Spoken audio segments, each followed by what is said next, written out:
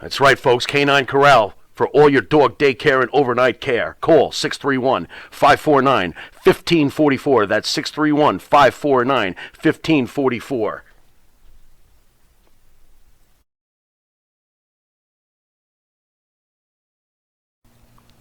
And APB, American Protection Bureau, voted #1 best on Long Island for all your security needs. Call 631-390-9050. That's 631-390-9050. APB.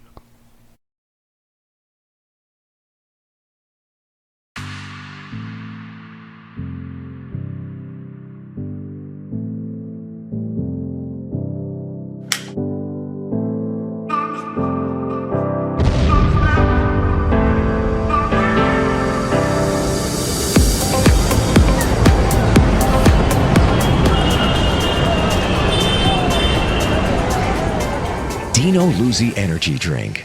Yeah, it's that good. Not yet. Not yet. Not yet. Okay, so how do you break into the biz after the success being an amateur wrestler? How's that happen? It was actually, just got done college and trained at a gym in Minnesota. And that's where Animal and Hawk of the Road Warriors used to train. And it was actually Animal that came up to me and talked to me.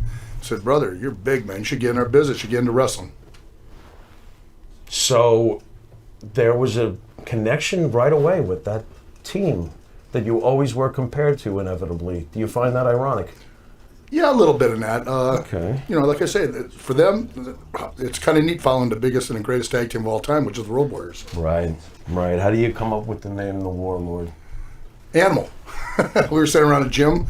He said, man, we need a name. We just started cracking up names, and it came down, and Warlord sounded great. So he basically suggested you get into the biz, or did you, push a little bit to get into the biz? I thought about it, but I really, I wasn't going forward with it, and Animal's really the one that pushed me into it. Okay. Thoughts on Dusty Rhodes? I love Dusty. I mean, the guy was, listen, for a guy that wasn't a great-looking guy, didn't have a great body or anything else, he had probably the best charisma there ever was in the business. He was a working man's man. He knew how to get the people behind him, and he's the best there ever was at doing that.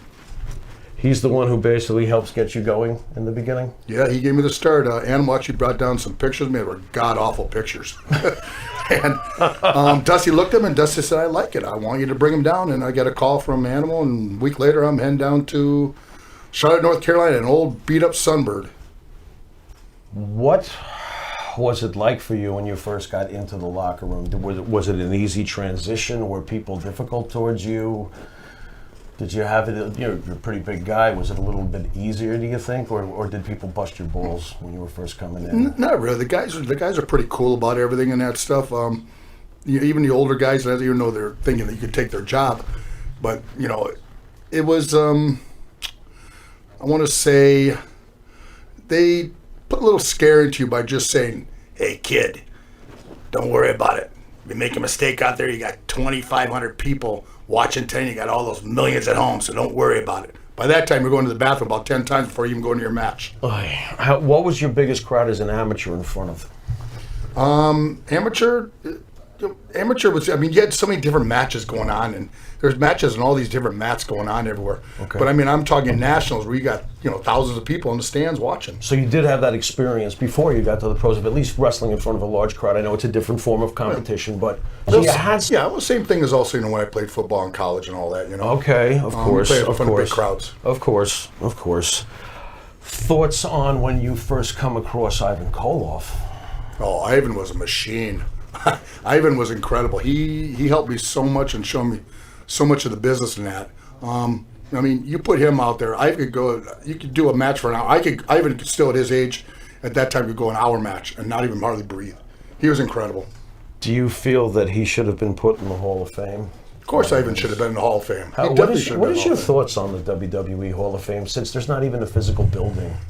It's nice having a Hall of Fame to appreciate the guys, but the problem is it's not like football or baseball where it's actually just the people from the sport. You got like Mike Tyson, which Mike Tyson's a great person. Okay. And you got some comedians, which they only put on tights one time, and go out there. And here's other guys going out there. They're giving their hearts, their souls, their blood, their sweat, their entire lives to make the business the best there is. And they're not even in the Hall of Fame. You feel like the bar's been lowered when you see certain guys getting in? Because there are certain guys getting in that, look, everyone's going to scratch their head from time to time on a certain selection. Do you feel like they're lowering the bar and ignoring guys? Look, ignoring guys like Koloff is clearly ignoring the top tier. Well, look at a couple other guys. Look at Demolition. Oh my God, don't get me started. They should have been okay. Look at British Bulldog, Davey Boy Smith that I wrestled so much. Right. I mean, there's a guy that should have been in the first day. Right. And that. I mean, there's a bunch out there and that stuff that deserve it so much, you know. Strangely enough, it still seems like it's valid even without the physical building. Is that wrong for me to think, or it's valid, but it's tainted. It's tainted. Okay, fair enough. How about Paul Jones? Because at the time that you were with Koloff, I do believe Paul Jones was also involved with you. Thoughts on Paul Jones, who I think has gone under the radar somewhat in the sands of time. Any thoughts on Paul Jones? No, Paul Jones was a great person too, and that's a nice. He was a great talker. He knew his persona very well in that, and you know, he helped Barb me a lot by when we got started in that, behind the scenes and all that. Did you suspect that you were ultimately headed for tag team action when you were breaking in, or were you thinking individual? You know, I really didn't think about it at the time. I was just trying to get down my persona, my character, and it just happened one day that Barbarian and me came together, and we just hit it off beautiful. How did you meet? NWA. Okay. We had actually wrestled each other a couple times. They were pretty brutal matches. I was agreeing, and I kind of. Who was the good guy? Actually, it was me. But I was a stiffy. That's so lovable. Yeah. I was a stiffy at that time. Okay. But okay. We actually got together, and just the way we were, our look went together, the way we worked went together, and we just hit it off really well. Nice. So how quickly do you wind up becoming a tag team after you meet? Right afterwards. Right afterwards. Because at that time, NWA had nothing going on. And whose idea was this, please? It was actually Animals again. Wow. This because is weird. He said there's absolutely nobody in the world that's going to ever take us down.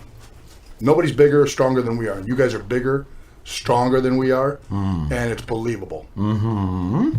It was believable. How about when you get your first major strap? And in my mind, dude, you guys, I got to go on record. I am so annoyed. I was a fan of the team. I don't understand. Well, maybe we'll get to this. I don't understand why the belts were not put on you guys in both companies, but maybe we'll explore that a little bit. How about when you do get a strap, when you get the 6-man NWA world title, and you don't just hold it with your partner, you hold it with Koloff. Thoughts on getting a title? How important